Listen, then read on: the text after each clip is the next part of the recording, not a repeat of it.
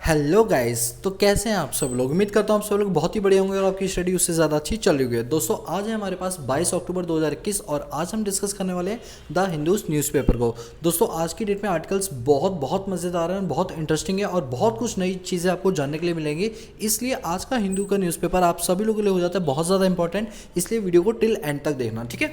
चलिए ठीक है, सबसे पहले पेज पर यहाँ पर देख रहे हैं supreme court says farmers have right to protest but can not block roads. बिल्कुल सही कहा सुप्रीम कोर्ट ने कि जिस तरह से आप जानते हैं अभी जो तीन फार्म बिल आए हैं उसको लेकर यहाँ पर जो फार्मर्स है वो बहुत बड़ी चिंता व्यक्त कर रहे हैं और वो अपनी बात को मनवाने के लिए यहाँ पर क्या कर रहे हैं, कई टाइप के प्रोटेस्ट कर रहे हैं। दोस्तों आपको बताया कोविड-19 से पहले ये प्रोटेस्ट होने शुरू हो चुके थे, बट कोविड के चलते थोड़े ये धीमे पड़ गए थे, लेकिन अभी वेव्स थोड़ी शांत है, इस वजह से इन्होंने अपने प्रोटेस्ट को बढ़ाना शुरू कर दिया। अब इसमें एक खराब चीज़ ये है कि जैसे अभी नोएडा में ये लोग जब प्रोटेस्ट कर रहे थे या जब दिल्ली में भी कर रहे थे तो ये रोड्स को ब्लॉक कर देते थे, जिसकी वजह से कोई भी एम्बुलेंस हो गई या कोई गाड़ी हो गई या जो डेली जो लोग अपने जॉब के लिए जाते हैं उनको बहुत बहुत प्रॉब्लम फेस करनी पड़ रही थी। तो यहाँ पर सुप्रीम कोर्ट में पिटीशन भी डाली गई थी कि इस तरह से जो प्रोटेस्ट हो रहे हैं उनसे आम जनता को जो है वो नुकसान पहुंच रहा है, वो अपने ऑफिस नहीं जा पा रहे, स्कूल के बच्चे नहीं आ पा रहे, आने आने में मूवमेंट में दिक्कत हो रही है, बहुत घूम के जाना पड़ रहा है, जैसे टाइम बहुत वेस्ट हो रहा है, वहाँ पे जाम बहुत ज़्यादा लगता है, ट्रैफिक जैम वगैरह।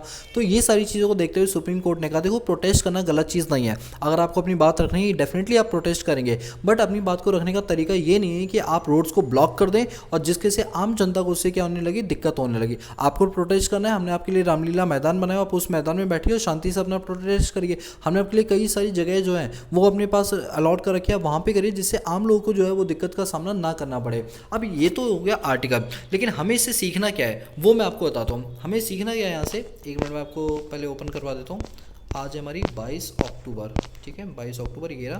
और ये देखिए supreme court on right to protest, देखिए ये जीएस पेपर नंबर 2 जिसमें आपका फंडामेंटल राइट, जजमेंट वगैरह आते हैं, सेंट्रल स्टेट रिलेशंस आते हैं, जुडिक्शन आता है, international related issue related to women's, इन सब चीज़ों से आप इस न्यूज़ को को रिलेट कर सकते हो। देखो बेसिकली क्या है, सुप्रीम कोर्ट ने ये कहा है कि देखो आपको अपनी बात रखने का पूरा अधिकार है, इवन आप अपना प्रोटेस्ट करना चाहते हो तो बिल्कुल करिए, लेकिन आपको ये अधिकार नहीं है कि लोगों को उससे कोई दिक्कत हो, यानी आप अपने प्रोटेस्ट को पीसफुल तरीके से करिए, किसी भी पब्लिक को उससे दिक्कत नहीं होनी चाहिए। अब यहाँ पर सुप्रीम कोर्ट ने क्या बोला कि अगर आप पीसफुल प्रोटेस्ट करते हैं तो आपकी बात पे सुनवाई थोड़ा जल्दी होगी और कहा जाएगा कि आपने बहुत पीसफुल तरीके से किया, इसलिए हम आपकी बात को मानने के लिए तैयार भी हो जाएंगे। अब यहाँ पर हमारा आर्टिकल नंबर 9 है, जो भारत का संविधान हमें बोलता है right to freedom of speech and expression. दोस्तों यहाँ से ना आपको इस आर्टिकल से क्या सीखना है, आप आर्टिकल याद कर लो। आर्टिकल नंबर 19 हमें क्या देता है, अपनी बात को रखने का हमें अधिकार देता है, यानी आर्टिकल नंबर 19 क्या बोलता है कि हर इंडियन सिटीजन को, याद रखना मैं इंडियन सिटीजन की बात कर रहा है, right to freedom of speech and expression की बात कर रहे हैं, ठीक है। इस चीज़ को लेकर यहाँ पर सारी बात बोली है, ठीक है। तो आपने एक चीज़ देखा, न्यूज़पेपर को हमें किस तरीके से पढ़ना चाहिए कि आप अपनी जो आपका जो सिलेबस है यूपीएससी का उससे आप को रिलेट कर पाओ उन चीज़ों को, ठीक है। चलिए राइट हैंड साइड पर एक न्यूज़ आई है, इंडिया क्रॉस 100 करोड़ कोविड-19 वैक्सीन डोजेस। दोस्तों ये न्यूज़ अभी तक की सबसे अच्छी न्यूज़ में से एक है कि फाइनली हमने 135 करोड़ की आबादी में से 100 करोड़ लोगों को वैक्सीनेट कर दिया है। अब सिर्फ 35 करोड़ लोग और बच गए, बाकी 100 करोड़ से हम बिल्कुल वैक्सीनेट कर चुके हैं। दोस्तों एक बहुत बड़ा टास्क था जहां पर दुनिया भर के जो कंट्रीज़ हैं वो हम पे उंगली उठा रहे थे कि इंडिया को तो वैक्सीनेट करने के लिए अराउंड 30 से 35 साल लग जाएंगे। ऐसी ऐसी जजमेंट दी गई थी ना, 5 से 10 साल लग जाएंगे इनको वैक्सीनेट करने में, जिस हिसाब से उनकी पॉपुलेशन और जिस हिसाब से हमारे पास वैक्सीनेशन जो प्रक्रिया है वो की जा रही है। लेकिन भारत ने ये काम कुछ ही महीनों के अंदर करके दिखा दिया और 100 करोड़ की जनता को इन्होंने वैक्सीनेट कर दिया। दोस्तों ये बहुत बड़ा टास्क है, आपको याद भी नहीं होगा कि हमारे ऊपर यूएसए ने, यूके ने और सबसे बड़ा चाइना, इन कंट्रीज ने बहुत ज़्यादा हम पर उंगलियां उठा के बोला था कि इंडिया को तो वैक्सीनेट करने में बहुत टाइम लग जाएगा, लेकिन हमने ये सारे काम कर पाए, जिसको लेकर प्रधानमंत्री नरेंद्र मोदी ने कल अपनी स्पीच के दौरान ये बोला कि मैं अपने सभी के सभी डॉक्टर, सभी के सभी नर्सेस और जो फ्रंट लाइन वर्कर्स हैं जिनका डायरेक्टली कनेक्शन कोविड पेशेंट से रहा है, उन सभी को मैं यहाँ पर थैंक्स बोलना चाहता हूँ और उन्हीं की वजह से आज ये सारी चीज़ें हो पाई हैं। देखो यही एक सुंदरता होती है लीडर की, जो लीडरशिप क्वालिटी होती है वो यही बताती है कि आप कभी भी क्रेडिट अपने ऊपर मत लो, बल्कि उन लोगों पर दो जिन्होंने असल में ये काम किया है। और मोदी जी ने भी यही काम किया है, ये पूरा क्रेडिट उन्होंने डॉक्टर्स के नाम किया है, नर्सेज के नाम किया है, फ्रंटलाइन वर्कर्स के और हर उस व्यक्ति के नाम किया है जिन्होंने कहीं ना कहीं अपना कॉन्ट्रीब्यूशन जो है वो इस कोविड-19 पेंडेमिक के अंदर दिया। तो ये बहुत ही अच्छी चीज़ है, 100 करोड़ हम यहाँ पर क्रॉस कर चुके हैं, ठीक है। चलिए ये माइलस्टोन हमने यहाँ पर खड़ा कर दिया। इसके यहाँ पर आ रही है PM to attend climate meet in Glasgow. अब क्या हो रहा है, मैंने आपको बताया था कि क्लाइमेट एक्शंस को लेकर हमारे पास कई सारे प्लान्स बनाए गए, जिसमें यूएनएफसीसीसी की बात की जाए, यूएनएफ ट्रिपल सी बोल सकते हो आप इसे, United nation framework on climate change. ठीक है, अब ये जो होता है कॉन्फ्रेंस ऑन क्लाइमेट चेंज, ये बेसिकली क्या करता है, क्लाइमेट में होने वाली परिवर्तन के रिगार्डिंग ये अपने पास रूल्स एंड रेगुलेशंस बनाता है, और इनके द्वारा जो मीटिंग्स की जाती है उन मीटिंग्स को बोलते हैं कॉन्फ्रेंस ऑफ पार्टी, यानी सीओपी बोलते हैं। अभी कॉन्फ्रेंस ऑन पार्टी हमारे पास कई हुई थी, जिसमें एक पेरिस एग्रीमेंट, मॉन्ट्रियल प्रोटोकॉल, ये सारी चीज़ें की गई थी। उसी में से एक है जो पीएम COP21 है, उसमें हमारा पेरिस एग्रीमेंट क्लाइमेट एक्शन को लेकर एग्रीमेंट किया गया था। अब रिसेंटली जो मीटिंग होने वाली है वो है COP26, conference on party number 26 की यहाँ पर मीटिंग होने वाली है। अब इसमें क्या एजेंडा है, एजेंडा ये है कि किस तरह से जो क्लाइमेट एक्शन है इसको हम टैकल करें, क्योंकि आप जान रहे हैं जिस तरह से जो इंडिया का जो एयर क्वालिटी इंडेक्स है वो काफ़ी ज़्यादा खराब होता जा रहा है, जैसे पराली जलाई जाती है या कई टाइप का पॉल्यूशन यहाँ पर फैलता है। ये सिर्फ इंडिया की बात नहीं कर रही बल्कि पूरी नेशनल लेवल की यहाँ पर बात की जा रही है। तो यहाँ पर सबसे बड़ा एजेंडा है कि जो हमारा 31 अक्टूबर से लेकर 12 से लेकर 11 तारीख तक, ये नवंबर तक ये मीटिंग चलेगी, और इसमें यही डिसाइड किया जाएगा किस तरह से हम क्लाइमेट एक्शन को लेकर यहाँ पर बात की जाए। दोस्तों मैं आपको न्यूज़ आर्टिकल से हटके एक चीज़ बताता हूँ। क्या था, स्टार्टिंग के दिनों में जितने भी डेवलप्ड कंट्रीज़ है उन्होंने डेवलपमेंट के रास्ते पे चलने के लिए इन्होंने क्या किया, प्रोडक्शन दबा के किया। अब जब इन लोगों ने प्रोडक्शन दबा के किया, जैसे मैं यूएस की बात करूँ, यूके की बात करूँ, और जितने भी ऑस्ट्रेलिया, इन सब कंट्रीज़ की बात करूँ, इन्होंने अपनी कंट्रीज़ की डेवलपमेंट के लिए खूब प्रोडक्शन किया। अब जब इन्होंने प्रोडक्शन किया तो एनवायरनमेंट हमारा अफेक्ट हो गया। जब तक डेवलपिंग नेशन अपनी डेवलपमेंट प्रक्रिया में आई तब तक पता चला कि ये क्लाइमेट एक्शन के थ्रू ये बोल दिया गया कि अब आप प्रोडक्शन इतना नहीं कर सकते, क्योंकि प्रोडक्शन उससे क्या हो रहा है, पॉल्यूशन फैल रहा है। तो ऐसे में डेवलप्ड नेशन के ऊपर एक बर्डन डाल दिया गया। बर्डन क्या डाल गया, वो सही किया कि अब डेवलप्ड नेशन, क्योंकि अपनी प्रोडक्शन तो वो कर चुके हैं, उन्होंने तो अपने देश को सुधार लिया, लेकिन अब जो हमारी विकासशील देश हैं, यानी जो विकासशील लाइक डेवलपिंग कंट्री या अंडर डेवलप कंट्री, ये प्रोडक्शन करना चाहती है तो इनको रोक दिया जाता है ये बोलकर कि भाई पॉल्यूशन फैल रहा है। तो ऐसे में डेवलप्ड नेशन का ये कर्तव्य बनता है। कर्तव्य क्या बनता है, मतलब ये हमारे उसमें लिखा भी हुआ है कि आपको कुछ फंड एलोकेट करना पड़ेगा अंडर डेवलप्ड नेशंस को, ताकि अगर वो प्रोडक्शन नहीं कर पा रहे बावजूद इसके उनकी जो जीडीपी है वो बनी रहे। तो ये किसकी रिस्पॉन्सिबिलिटी है, डेवलप्ड नेशन की रिस्पॉन्सिबिलिटी, को डेवलपिंग नेशन को इसके बदले में पैसा दें। अभी क्या है कि जो मोदी जी और यूके के जो प्राइम मिनिस्टर हैं, ठीक है, जो यूके के prime minister like Boris Johnson, इन लोगों ने अभी क्या किया है, अपने पास एक सोलर मिशन को लॉन्च करने की बात की कही जा रही है। इस पॉइंट को पढ़ो, mister Modi and UK prime minister, ये ब्लर हो गया थोड़ा सा, इसको भी सही होने में टाइम लगे, हाँ, mister Modi and UK prime minister Boris Johnson ये एक्सपेक्ट कर रहे हैं कि वो आने वाले समय के अंदर एक अलायंस बनाने वाले, ये दोनों कंट्री एक अलायंस बनाने वाली हैं जो कि बेस्ड होगा one world one solar and one grid को लेकर। अब यहाँ पर देखो, हम ये तो समझ गए कि कोल्ड क्राइसिस के अंदर कहीं ना कहीं कोयले की कमी है, और सिर्फ इंडिया में नहीं वर्ल्ड वाइड लेवल पे कमी है। और अगर हम कोयले से ही इलेक्ट्रिसिटी बनाएंगे तो पहले तो कोयला भी कम है, सस्टेनेबल डेवलपमेंट नहीं हो पाएगा, और उससे बड़ी बात यह है कि उससे पॉल्यूशन लेवल बढ़ता है। तो अब हमें कुछ ऐसी चीज़ें करनी पड़ेंगी जिससे पॉल्यूशन लेवल को रिड्यूस कर पाए। उसके लिए फ्री फंड की एनर्जी मिलती है, दैट इज सोलर एनर्जी। अगर हम सौर ऊर्जा से कोई चीज़ बना सकते हैं तो डेफिनेटली हमको बनाना चाहिए। अब सौर ऊर्जा में पता है क्या पॉइंट उठ रहा है कि जैसे आप जानते हैं कि जो हमारी ग्लोब है, अर्थ है, वो पूरी घूमती रहती है। तो अभी अगर इंडिया में सुबह हो रही है तो इट मीन्स यूएसए के अंदर जो जस्ट अपोजिट पार्ट है, हमारा वेस्टर्न पार्ट है, वहाँ पर क्या हो रहा होगा, इस टाइम अंधेरा हो रहा होगा। तो ये कर रहा है अंधेरे के टाइम पर वो कंट्री क्या करेंगी, अपने प्रोडक्शन का नहीं यूज़ कर पाएंगी, सोलर पैनल का यूज़ नहीं कर पाएंगी। तो ऐसे में एक ट्रांसमिशन बिछाना चाहिए इंडिया से यूएसए और यूएसए से इंडिया, मतलब पूरे वर्ल्ड को जोड़ने की यहाँ पर बात की जा रही है कि जिस टाइम जिस जगह सूरज की रोशनी हो वो उसे बिजली बना के दूसरी कंट्री में भेज देगा ऑन द स्पॉट। आपको कि सर ऐसा क्यों, उसको स्टोर नहीं कर सकते क्या? नहीं कर सकते। जो सोलर एनर्जी बनाई जाती है उसको लंबे समय तक आप स्टोर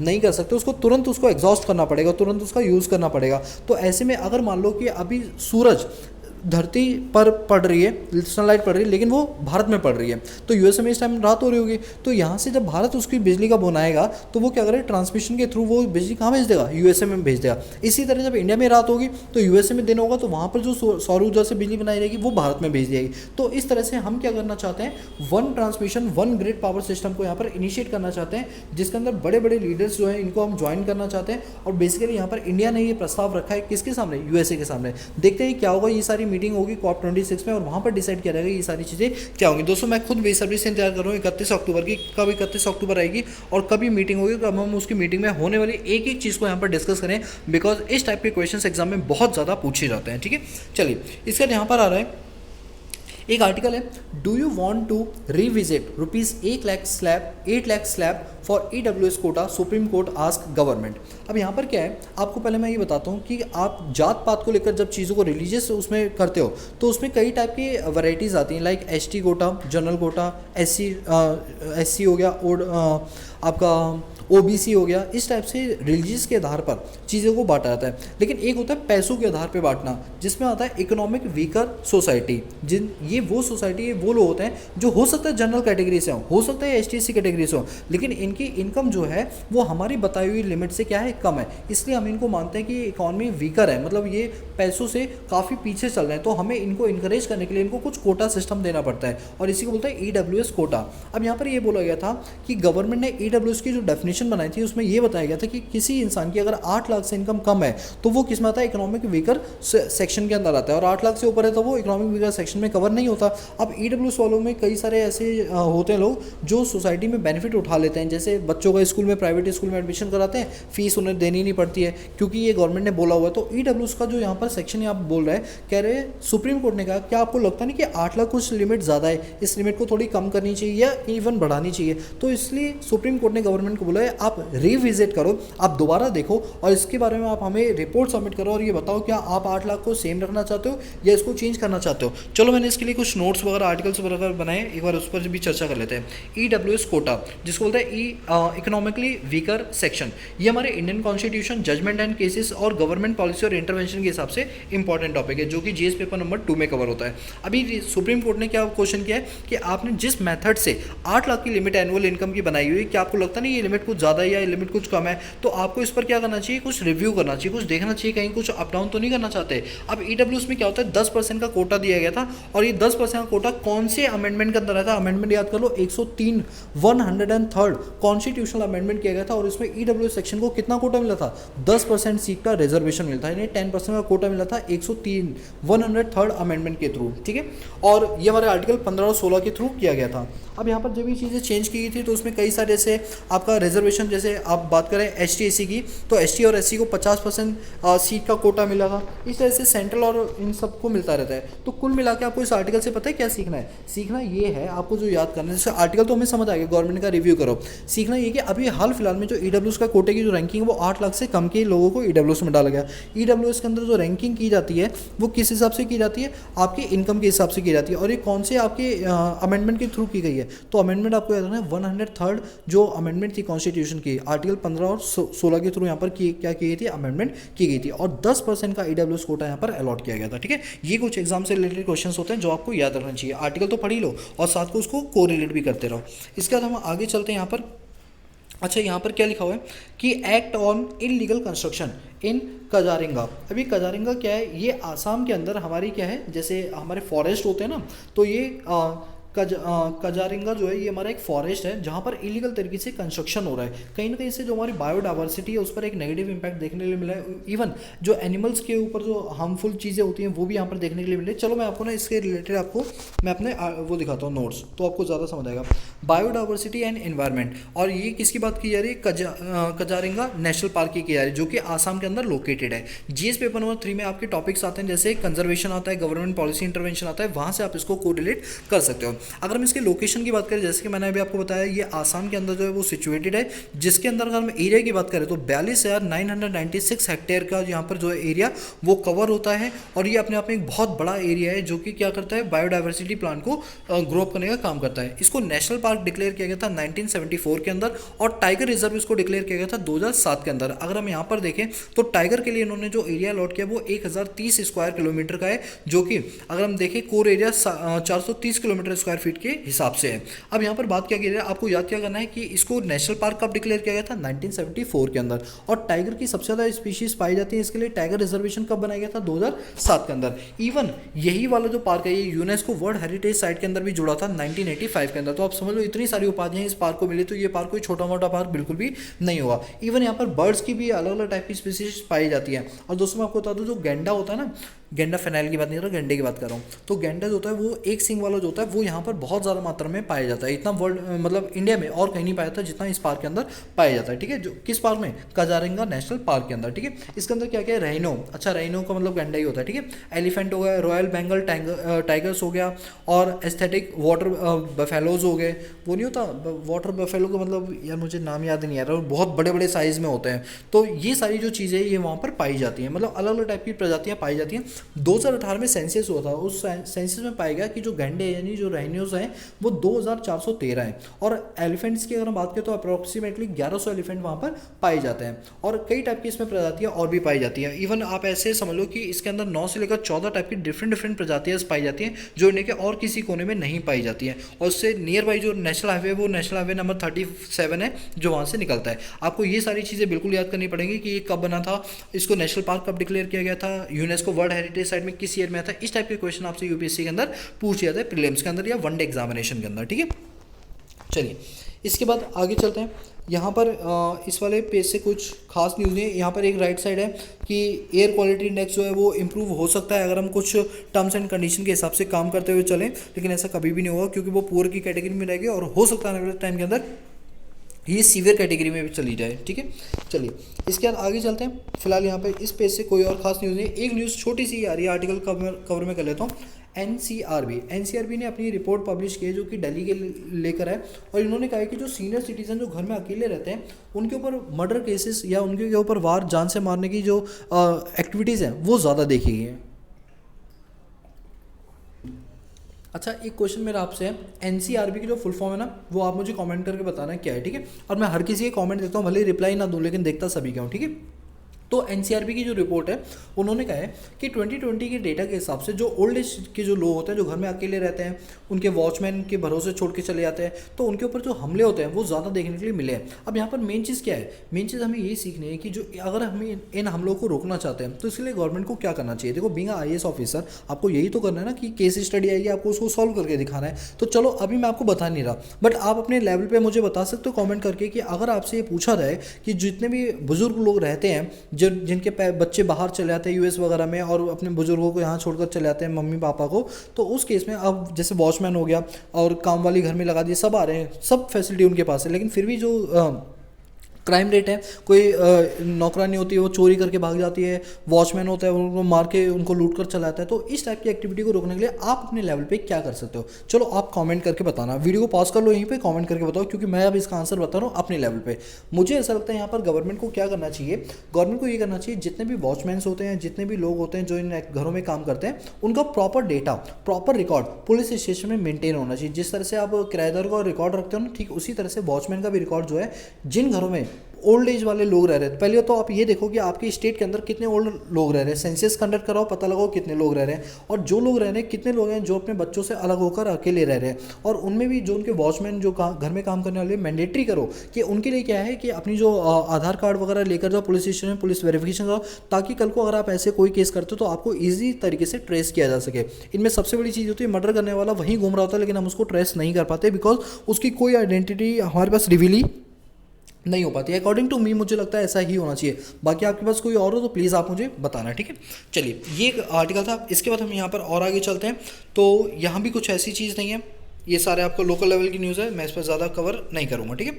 अब यहाँ पर ये बात चलिए, यूके और इंडिया जॉइंटली मिलिट्री एक्सरसाइज को कंडक्ट करने वाले हैं, जिससे कि ये समझ आ रहा है कि पीस एंड स्टेबिलिटी को यहाँ पर मेंटेन किया जाएगा। अब आप जानते हैं हम कभी कभी यूएसए के साथ करते हैं, अब हमारा जो अगला जॉइंट मिलिट्री एक्सरसाइज वो किसके साथ है, यूके के साथ है, जिसमें हम क्या करेंगे, जैसे आप ये फोटोग्राफ में देख सकते हैं F-35B फाइटर जेट प्लेन है, ये क्या हो रहा है, ये मुंबई जो सी अरेबियन पोर्ट है वहाँ पर ये खड़ा हुआ है। तो इस टाइप की एक्सरसाइज क्यों कराई जाती है, ताकि हम ये देख सकें कि हमारे मिलिट्री की जो पावर है वो कितनी है, और अगर हमें कभी लगता है कि मिलिट्री की पावर में ये चीज़ें और होनी चाहिए तो हम अलग अलग जगहों से क्या करते हैं, डील्स करते हैं और अलग अलग नए फाइटर प्लेन्स खरीदते हैं। जैसे आप जानते हैं अभी एक टैंक है S-400, वो हम रशिया से बाय करने के लिए जा रहे हैं, और अभी सुखोई विमान भी जो है, सुखोई नहीं बल्कि जो रफेल डील हमारी फ्रांस के साथ हुई है, अभी फ्रांस से अभी और भी कई सारे हमारे पास रफेल आने वाले हैं, ठीक है। तो कहीं ना कहीं इससे क्या होता है, जब मिलिट्री एक्सरसाइज होती है तो हम अपनी जितने भी टैंक्स वगैरह होते हैं वो वहाँ डिस्प्ले करते हैं, दिखाते हैं, तो इनसे पता चलता है कि हमारे पास कितनी चीज़ें लैग कर रहे हैं, कितनी चीज़ों में अभी कमी है जिनमें हमें और सुधार करने चाहिए। तो बस ये यहाँ पर बात की गई, ठीक है। इसके बाद अगर हम आगे चलें तो यहाँ भी कुछ न्यूज़ नहीं है, तो सारी एडवर्टाइजमेंट न्यूज़ है। अच्छा ये है, देखिए, सोच ईमानदार काम दमदार, विश्व के सबसे बड़े और सबसे तेज कोविड टीकाकरण अभियान में 100 करोड़ लोगों को वैक्सीनेट कर दिया गया, जिसमें से 12.25 करोड़ उत्तर प्रदेश के हैं। अब उत्तर प्रदेश का आप समझ गए होंगे, ये एडवर्टाइजमेंट अपना कर रहे हैं, थोड़ा मोदी जी का भी एडवर्टाइजमेंट कर रहे हैं कि किस तरह से इन्होंने वैक्सीनेशन प्रोग्राम को आगे बढ़ाया। नो डाउट इस टाइम में बीजेपी बिल्कुल साथ में खड़ा हूँ, क्योंकि उन्होंने जो काम किया है वो वाकई में तारीफ़ काबिल है। ऐसा नहीं कि मैं बीजेपी पार्टी को सपोर्ट करता हूँ, ऐसा कुछ नहीं, जो अच्छा काम करता है मैं उसको उस काम में सपोर्ट करता हूँ, नहीं करता तो मैं बोल भी देता हूँ मोदी मीडिया करके, ठीक है।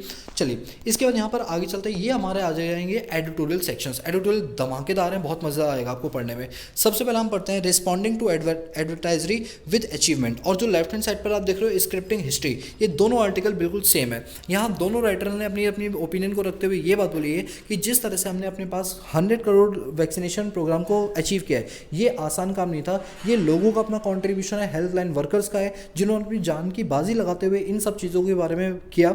और जानते हो क्या था, हमारे पास अपनी खुद की वैक्सीन नहीं थी, जिसके चलते हमने बाद यूएसए से भी बोला कि आप जो ट्रिप्स एग्रीमेंट है उसके तहत हमें थोड़ा सा इंटेलेक्चुअल प्रॉपर्टी राइट्स वगैरह का मौका दे दो। बट यूएसए ने हमारी हेल्प उस टाइम पर उतनी नहीं की जितनी हमें उस टाइम पर नीड थी, लेकिन स्टिल हमारी इंडिया ने वो सारे काम करके दिखा दिए। आज की डेट में भी कई ऐसे इंडियन लोग हैं जो बाहर की वैक्सीन को लगवाना पसंद करते हैं, स्पुतनिक 5 वगैरह, लेकिन उनको ये सोचना चाहिए कि बाहर की वैक्सीन कोई ऐसा थोड़ी कि बाहर की वैक्सीन ज़्यादा अच्छी इंडिया की खराब है, ऐसा बिल्कुल नहीं। एफिकेसी अगर रेशियो की बात करें तो सबकी लगभग सेम होती है, सबको उतना ही मिलता है, लेकिन जिसको जाना होता है वो तो चले जाता है, चाहे फॉरेन की लगाओ चाहे इंडियन की लगाओ, ठीक है। तो यहाँ पर इन चीज़ों को थोड़ा सोचना चाहिए। इस तरह की जब एक्टिविटी लोग इंडिया वाले करते हैं तो कहीं ना कहीं वो अपने इंडिया वालों पर ही डाउट कर रहे होते हैं, और जब इंडिया पर ही डाउट कर रहे हो तो किस तरह से हम लोगों का मोरल बढ़ेगा, ये सोचने वाली चीज़ें हैं। ये पूरा आर्टिकल यहाँ पर डिस्कस किया गया है, अब ज़्यादा नहीं पढ़ेंगे क्योंकि ऑलरेडी मैं आपको पढ़ा चुका हूँ।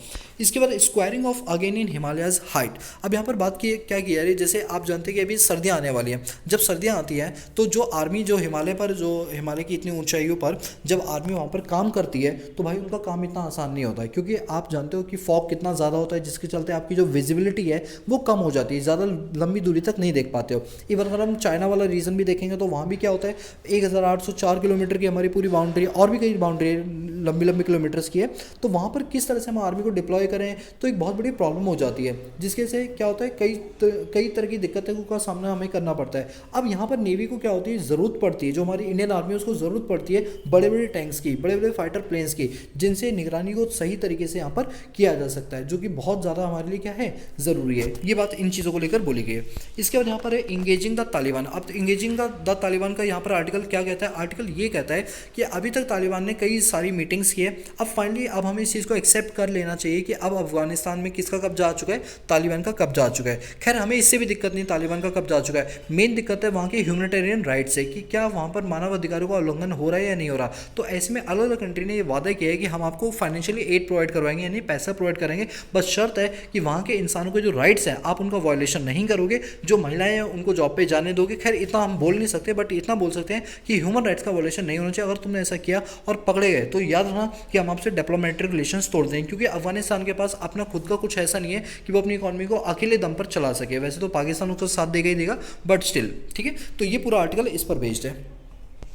इसका यहाँ पर चला है will privatisation take off the Air India sale. अब यहाँ पर प्राइवेटाइजेशन की बात चलिए, आप जानते हैं कि इस तरह से जो हमारे रतन टाटा जी है, इन्होंने अभी हिस्टोरिकल डील किया है, अराउंड 18,000 करोड़ में एक कंपनी को, मतलब अपनी खुद की कंपनी जो पापा की कंपनी थी उसको दोबारा से इन्होंने खरीद लिया है। कहा यह जा रहा है क्या ये प्राइवेटाइजेशन होना बहुत ज़्यादा ज़रूरी था। देखो यहाँ पर गवर्नमेंट के पीछे दिक्कत ये आ चुकी है, गवर्नमेंट के जो लॉसेस हैं वो इतने ज़्यादा हो गए हैं, जिसके से आज की डेट में अगर हम गवर्नमेंट बजट बनाते हैं अपना, तो वो हमारा बजट डेफिसिट में चला जाता है। अब डेफिसिट बजट में दो तरीके होता है, या तो वर्ल्ड बैंक या IMF से लोन ले लो तो वो अपनी कुछ कंडीशंस रखेंगे, या आप अपने देश के जो स्ट्रक्चरल चेंजेस है उसको चेंज करके भी आप अपने पास पैसों की रिकवरी कर सकते हो। तो गवर्नमेंट का हम IMF और वर्ल्ड बैंक से लोन अब नहीं लेना चाहते, क्योंकि ऑलरेडी हमने कई सारे लोन ले रखे हैं। अब हम क्या करेंगे, जो हमारी चीज़ें हैं हम उनको बेचेंगे और उनसे पैसों की रिकवरी करके इकोनॉमी को दोबारा से स्टेबल कंडीशन पर लाकर खड़ा कर देंगे। तो यही बोला जा रहा है कि ये इसमें डिफरेंट राइट है। जैसे अशोक चावला जी का ये कहना है कि जो प्राइवेटाइजेशन हुआ, अगर हम सिचुएशन देखिए तो ठीक है, वैसे प्राइवेटाइजेशन होना चाहिए, गवर्नमेंट के पास इतने सफिशिएंट फंड होने चाहिए कि वो अपनी यूनिट को बिना बेचे ही फंड का एलोकेशन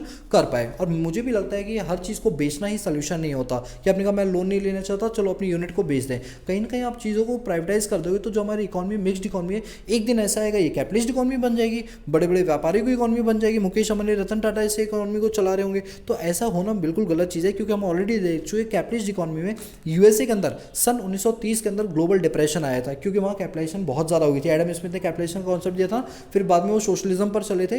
किसने दिया था सोशलिज्म का कंसेप्ट? कार्ल मार्क्स ने दिया था। और मिक्स्ड इकोनॉमी का कंसेप्ट किसने दिया था? जीएम केनीज ने दिया था। तो प्राइवेटाइजेशन एक लेवल तक अच्छा होता है, लेकिन इतना ज़्यादा प्राइवेटाइजेशन की जहाँ पर गवर्नमेंट अपना पूरा कंट्रोल ही लूज कर दे, ये चीज़ बिल्कुल भी अच्छी नहीं होती है। ठीक है, चलिए इसके बाद हम आगे चलते हैं। The poor condition of protector. अभी ये बात क्या चलिए, अभी जैसे हम सीआरपीएफ की बात करते हैं, सीआरपीएफ का मतलब होता है सेंट्रल रिजर्व पुलिस फोर्स की बात करते हैं, कोबरा कमांड की बात करते हैं, जो हमारे commando battalion unit for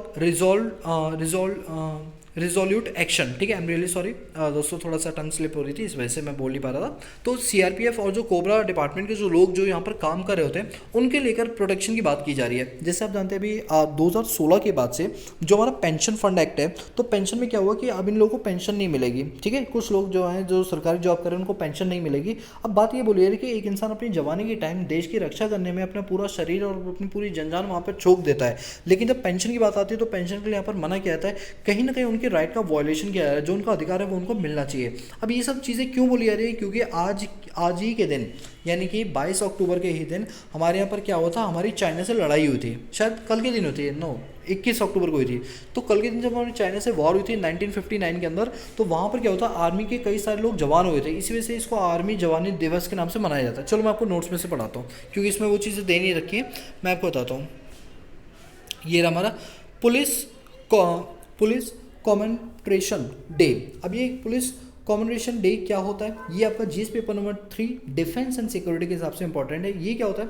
national police conference day मनाया जाता है कब? हर साल 21 अक्टूबर को इंडिया में। क्यों मनाया जाता है? क्योंकि हमारे पास चाइनीज़ के साथ हमारा युद्ध हुआ था 1959 के अंदर। दोस्तों एक और युद्ध हुआ था सेकंड, जो 1962 में हुआ था, जिसमें इंडिया हार गया था।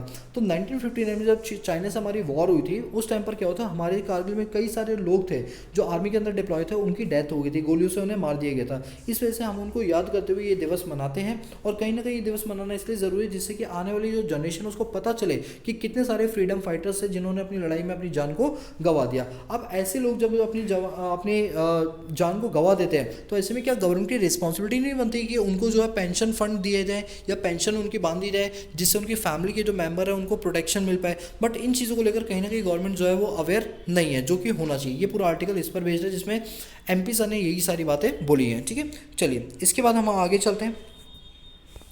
एक न्यूज़ आ रही है, एक आर्टिकल है 64 killed in Uttarakhand flood. No doubt जिस तरह से क्लाइमेट एक्शन में चेंज आ रहा है, उस तरीके से जो फ्लड है, मैंने आपको बताया ना फ्लड 3 टाइप की होती है, जिसमें रिवर का लेवल बढ़ जाता है, जो रेनफॉल होता है इसके वजह से फ्लड बढ़ जाती है। तो फ्लड की वजह से क्या होता है कि जो ज़मीन की जो सॉइल की जो ग्रिप होती है, वो ग्रिप धीरे धीरे छूटने लगती है। जब वो छूटती है तो अल्टीमेटली क्या होता है, लैंडस्लाइड देखने के लिए मिलता है, फ्लड जैसी सिचुएशन देखने के लिए मिलती है, जिसमें अराउंड कहा जा रहा है कि उत्तराखंड में जो भी फ्लड आई है अनवांटेड फ्लड, जिसका हमें कोई वेट नहीं था, कोई इंतजार नहीं था, और ना ये आती है, बट सडन वे में ये देखी गई, जिसके चलते 64 लोगों को यहाँ पर जान अपनी गंवानी पड़ी। अब यहाँ पर बात ये बोली जा रही है कि जो लोग खो गए हैं, जिनकी जानें चली गई हैं, क्या इस टाइप की सिचुएशन हर साल होती रहेंगी? और अगर हर साल होती है तो क्या हमारी ये मोरल रिस्पॉन्सिबिलिटी नहीं बनती कि हम इसको रोक लगाएं? तो डेफिनेटली हमें इसको रोक लगानी चाहिए, जिसके लेकर गवर्नमेंट को कई सारे स्ट्रिक्ट गाइडलाइंस बनाने पड़े। लाइक हिमालय रीजन पे जो कंस्ट्रक्शन एक्टिविटीज़ हो रही है उनको बंद कराए, बिकॉज कंस्ट्रक्शन से कहीं ना कहीं जो वहाँ का कंपोजिशन है वो बिगड़ जाता है, सॉइल की जो ग्रिप है वो कम हो जाती है, पॉल्यूशन लेवल बढ़ता है, तो अल्टीमेटली रेनफॉल के अंदर पैटर्न के अंदर वो चेंजेस देखने के लिए मिलता है, और उसका खामियाजा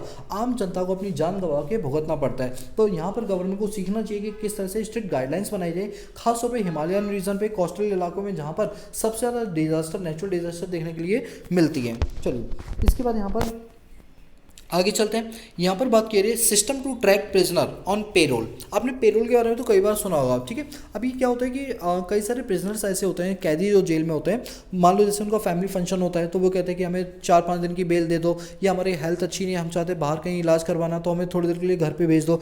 कुछ लोग ऐसे होते हैं जिनका जो कंडक्ट होता है, काफ़ी सालों से जो व्यवहार होता है जेल में काफ़ी अच्छा होता है, जिसकी वजह से उन्हें कुछ टाइम के लिए बिल्कुल छोड़ दिया जाता है कि आम जनता में जाओ, आप पब्लिकली घूम सकते हो। तो इनको क्या करना पड़ता है, सर्टिफाई करना पड़ता है, इसको पेरोल वगैरह बोलते हैं। चलो मैं आपको ना पेरोल के बारे में पूरी चीज़ बताता हूँ। वैसे आर्टिकल क्या बोला, पहले ये सुनो। आर्टिकल ये बोला है कि अगर किसी व्यक्ति को आप रिलीज करते हो जेल में से टेम्परेरी बेसिस पर कुछ दिनों के लिए पेरोल बेसिस पे, तो ऐसे में उस व्यक्ति की फोटोग्राफ लेना बहुत ज़रूरी है, वो भी करंट की।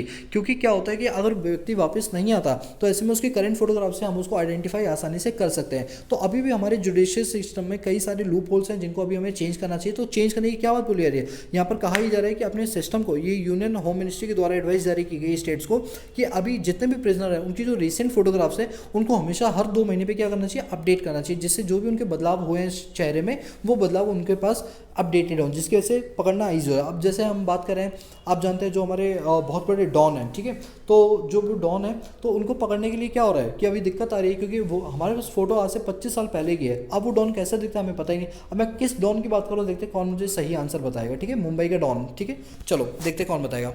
अब मैं आपको बताता हूँ पेरोल वगैरह का क्या सिस्टम है।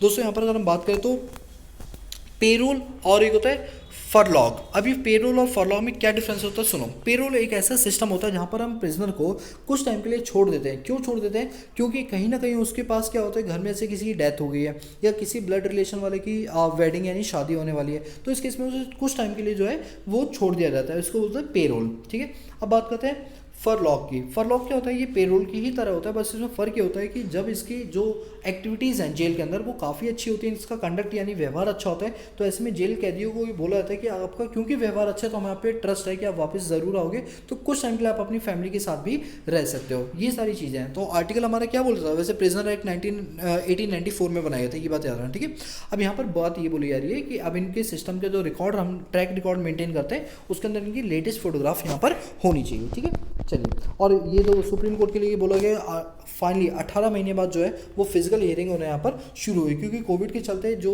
हियरिंग हो रही थी, जो दलीलें दी जा रही थी या जो केसेस होते थे वो ऑनलाइन होते थे, लेकिन अब काफ़ी टाइम बाद 18 महीने के बाद यहाँ पर फिजिकल हियरिंग यहाँ पर देखने के लिए मिल रही है। ठीक है, चलिए। इसके बाद यहाँ पर क्या है, जेन एडिटिंग गाइडलाइन फेसिंग डिले। अब ये क्या बात चली, मैंने आपको बताया था ना कि किस तरह से जो हमारे जेनेटिकली मॉडिफाइड करके जो सीड्स को भेजा गया है, खासतौर पे राइस की बात कर रहा हूँ, तो उसमें एक्सपोर्ट यूरोपियन यूनियन कंट्रीज़ ने क्या बोला है कि जो इंडिया जो अपने चावल को भेज रही है वो कई टाइप से मॉडिफाई करके जेन्युइन जो हमारी जेन्युइनिटी है उसको रिमूव कर रही है और जेनेटिकली उनको इन्वेंट करके यहाँ पर भेज रही है, जिससे कि हेल्थ पर इसका एक बहुत बड़ा नेगेटिव इम्पैक्ट पड़ सकता है। बट गवर्नमेंट ऑफ इंडिया ने काउंटर करते हुए बोला कि हमने सिर्फ जो जीएम यानी जेनेटिकली मॉडिफाइड का जो कॉन्सेप्ट है वो सिर्फ कॉटन में रखा है, राइस वीट और जो एडेबल आइटम है, जो खाने पीने वाले आइटम है, उन पे तो रखा ही नहीं है। ये आर्टिकल हम ऑलरेडी पहले पढ़ चुके हैं। ठीक है, इसको लेकर बकायदा कमेटी बनाएगी और अभी कमेटी डिसाइड करेगी क्या ये बात सही है या गलत है। इसके बाद यहाँ पर आगे चलते हैं। यहाँ पाकिस्तान को लेकर बात बोली है कि पाकिस्तान जो है वो FATF के ग्रे लिस्ट के अंदर दोबारा से शामिल हो गया है। वो कभी ग्रे लिस्ट से निकल ही नहीं पा रहा, इवन साथ में उसके साथ 3 कंट्रियाँ और ज़्यादा जुड़ गई हैं जो ग्रे लिस्ट के अंदर कवर हो गई। चलो, इसके लिए मैंने आर्टिकल बनाया हुआ, आप इसको देखिए, नोट्स बनाए हुए ग्रे लिस्ट को लेकर। ये FATF की फुल फॉर्म होती है फाइनेंशियल एक्शन टास्क फोर्स। ये आपके GS paper number 3 GS paper number 2 के हिसाब से इंपॉर्टेंट है। अब बेसिकली जो FATF है ये क्यों बनाया गया, ये बेसिकली इसलिए बनाया गया क्योंकि आज के में मनी लॉन्ड्रिंग के जो केसेस है वो बहुत ज़्यादा हो गए हैं और जो टेररिस्ट अटैक्स हैं वो बहुत ज़्यादा हो गए हैं। तो अगर कोई कंट्री के यहाँ पर मनी लॉन्ड्रिंग ज़्यादा हो रही है या टेररिज्म बहुत ज़्यादा हो रहा है, तो ऐसी कंट्री को अगर हम लोन देंगे तो भाई साहब ये बंदा लोन वापस नहीं करेगा कभी। इनकी क्रेडिट वर्दिनेस या जिसको सिविल स्कोर बोलते हैं काफ़ी ख़राब है, और ऐसी कंट्री को FATF यानी फाइनेंशियल एक्शन टास्क फोर्स क्या करती है, लिस्ट में डाल देती है। एक होती है ग्रे लिस्ट और एक होती है ब्लैक लिस्ट। ये दोनों लिस्ट ऐसी बोलती हैं कि अगर इन लिस्ट में आने वाली कंट्रीज को आप लोन देते हो, यानी IMF या वर्ल्ड बैंक या ADB एशियन डेवलपमेंट बैंक या कोई भी अगर बैंक इनको लोन देती है, तो भाई साहब आपका पैसा मिलने के चांसेस 0 के बराबर है। तो पाकिस्तान हर साल आता है, इस साल भी जो रिपोर्ट जारी की उसमें पाकिस्तान अपने अव्वल नंबर पर ही रहा है, वो दोबारा से ग्रे लिस्ट के अंदर रखा गया है। अब क्यों रखा जाता है ग्रे लिस्ट में, इसके पीछे का सबसे बड़ा रीज़न है, पहले आप ये देखो कि जो ये FATF है फाइनेंशियल एक्शन टास्क फोर्स है, ये इंटर गवर्नमेंट बॉडी है जिसको 1989 के अंदर बनाया गया था। और ये कहाँ से स्टार्ट हुआ था, ग्रुप 7 की एक समिट हुई थी पेरिस के अंदर। अच्छा, G7 में कौन कौन सी कंट्रीज आती है जरा मुझे नाम बताना, मैं ऑलरेडी कई बार बता चुका हूँ और कई सारे लोग मुझे रिपीटेशन मोड पर आंसर भेजते हैं, जितना लिखोगे उतना आपको याद होगा। तो बताओ G7 के अंदर कौन कौन सी कंट्रीज आती हैं। G7 की जो मीटिंग हुई थी पेरिस के अंदर, उसमें इसको बनाया गया था 1989 के अंदर, और इसका मेन काम क्या था कि अगर कोई कंट्री एंटी मॉनिटरिंग लॉन्ड्रिंग करती है या फिर टेररिज्म को प्रमोट करती है तो ऐसी कंट्रियों की लिस्ट बनाओ, ताकि कल को अगर ये लोन लेने के लिए तो हम इनको लोन ना दें, क्योंकि कहीं ना कहीं इस लोन से वो वेपन्स खरीदेंगे, टेररिज्म को प्रमोट करेंगे, इस वजह से हम इन कंट्री को लोन नहीं देंगे। और इसके अंदर क्या है, ये सारी चीज़ें, इसका जो हेडक्वार्टर है वो आपको पेरिस के अंदर मिल जाएगा। ठीक है, इसके अंदर मेंबर स्टेट की बात करें 39 मेंबर है और इंडिया इसका फाउंडिंग मेंबर में से एक है, इंडिया भी इसका क्या है मेंबर है। ग्रे लिस्ट की बात करें तो उसमें वो कंट्रीज आती है जिनको अगर हम पैसा देंगे तो कहीं ना कहीं पैसा टेररिस्ट एक्टिविटी में लगाएंगी, जिसके से हम इनको पैसा नहीं देंगे। ब्लैक लिस्ट होती है, ब्लैक लिस्ट में वो कंट्रीज आती हैं जिन कंट्री को फंडिंग अगर हम देंगे तो कहीं ना कहीं उसे मनी लॉन्ड्रिंग की चीज़ें करती रहेंगी। तो अगर टेररिज्म को दोगे तो आप ग्रे लिस्ट में आओगे, ब्लैक लिस्ट में अगर आप आगे तो कहीं ना कहीं आप मनी लॉन्ड्रिंग की एक्टिविटी को प्रमोट कर रहे हो। तो आप समझो कि यहाँ पर क्या है कि यहाँ पर ग्रे लिस्ट में डालेगा, यानी यहाँ पर टेररिज्म का एक्टिविटी बहुत ज़्यादा होती है और इसी के चलते हमने क्या किया है, इनको पाकिस्तान को दोबारा से ग्रे लिस्ट के अंदर डाल दिया है। ठीक है, चलिए इसके बाद आगे चलते हैं। आगे यहाँ भी कुछ ऐसी न्यूज़ नहीं है। अच्छा, यहाँ पर एक चीज़ है, fix accountability for death Congress. अब क्या है, बेसिकली ये बोला गया है कि अभी जो कांग्रेस पार्टी ये क्या बोल रही है कि आपने 100 करोड़ लोगों को वैक्सीनेट तो कर दिया, और देखिए किस तरह से यहाँ पर जो कोणार्क मंदिर है इसको पूरी तरीके से सजाया गया। बेसिकली सजाया इसलिए गया था क्योंकि हमने हिस्टोरिकल माइलस्टोन को कवर किया था। बट यहाँ कांग्रेस पार्टी के द्वारा ये कहना है कि देखो आपने ये कर दिया, नो डाउट अच्छी चीज़ है, लेकिन जिन लोगों की डेथ हुई है उसके बारे में बताओ कि डेथ क्यों हुई है, ड्यू टू ऑक्सीजन की कमी। तो भाई ऑक्सीजन की कमी क्यों हुई, सेंट्रल गवर्नमेंट के होते हुए, तो इन चीज़ों को लेकर काउंटर पार्ट किया जा रहा है। ठीक है, चलो इसके बाद इवन WHO ने भी, ये वर्ल्ड हेल्थ ऑर्गेनाइजेशन है ना, इन्होंने भी इंडिया की तारीफ़ की है कि किस तरह से लोगों के कहने पर ना चलते हुए इंडिया ने एक माइलस्टोन क्रिएट किया है जिसमें 100 करोड़ लोगों को यहाँ पर क्या किया गया है, वैक्सीनेट किया गया है। चलिए इसके बाद और आगे चलते हैं, फिलहाल यहाँ पर कोई न्यूज़ नहीं है। ट्रंप, जो हमारे डोनाल्ड ट्रंप है, जो एक्स प्रेसिडेंट थे हमारे US के, इन्होंने क्या किया है, एक नया सोशल मीडिया प्लेटफॉर्म को लॉन्च किया जिसका नाम है ट्रूथ। क्या नाम है, ट्रूथ। अब बेसिकली ये क्या है, ट्रूथ प्लेटफॉर्म जो इन्होंने लॉन्च किया, एक ऐप बनाई, जैसे हमारा यूट्यूब हो गया, गूगल क्रोम हो गया, इस तरह से इन्होंने एक ऐप, एक सोशल मीडिया प्लेटफॉर्म बनाया है, जैसे फेसबुक इंस्टा वगैरह होती है ना, वैसे इन्होंने ट्रूथ बनाया। क्योंकि अभी जो डोनाल्ड ट्रंप है, क्योंकि हार गए थे, तो जब इनको लग गया था इनकी हार होने वाली, तो उन्होंने मीडिया पर क्या किया था, सोशल मीडिया प्लेटफॉर्म पर, अपने ट्विटर अकाउंट पर, फेसबुक अकाउंट पर इन्होंने कुछ ऐसी बातें लिखी जिनसे दंगे बहुत ज़्यादा अमेरिका के अंदर बढ़ते हुए नजर आए, जिसकी वजह से डोनाल्ड ट्रंप का जो अकाउंट है वो यहाँ पर सस्पेंड यानी बंद कर दिया गया था। किस पे से, ट्विटर पे से, फेसबुक पे से, इंस्टा, सब पे से इनके अकाउंट को ब्लॉक कर दिया गया था और इनको बंद करवा दिया गया था। अब ये कहा जा रहा है कि जब ये दोबारा खोलेंगे तो हो सकता है फिर से भड़काऊ भाषण दे, जिसके चलते USA में दंगे बढ़ जाए। अब इन्होंने क्या किया, खुद का प्लेटफॉर्म इन्होंने खोलिया। अब खुद का खोलिया तो अब ऑब्वियस सी बात है, इनको कोई ब्लॉक नहीं करेगा। अब खुद का खोलिया, आप देखते हैं कि ये आगे चल के इस पर क्या करने वाले हैं। तो देखिए इस तरह से हालत हो जाती है, जब इंसान के पास से गद्दी चली जाती है तो इस तरह से वो बौखला जाता है। आप देख सकते हैं, उसका एग्जाम्पल आपके सामने है। इसके बाद है UN unveil fund people economy इन अफगानिस्तान। यूनाइटेड नेशंस के अंदर, आप पहले मुझे बताओगे UN के अंदर कितने नेशंस आते हैं, चलो मैं ही बताता हूँ, 193 नेशंस आते हैं। अब यहाँ पर यूनाइटेड नेशन के द्वारा ये बोला है कि नो डाउट चलो अफगानिस्तान के अंदर तालिबानी का कब्जा हो गया, बट कोई बात नहीं, अब हम तालिबानी लोगों को फंड्स प्रोवाइड कराएंगे जो कि ह्यूमन रिलेटेड के लिए फ़ायदेमंद होगा। ह्यूमन एक्टिविटीज़ को प्रमोट करने के लिए वो ज़रूरी है फंड एलोकेट करना।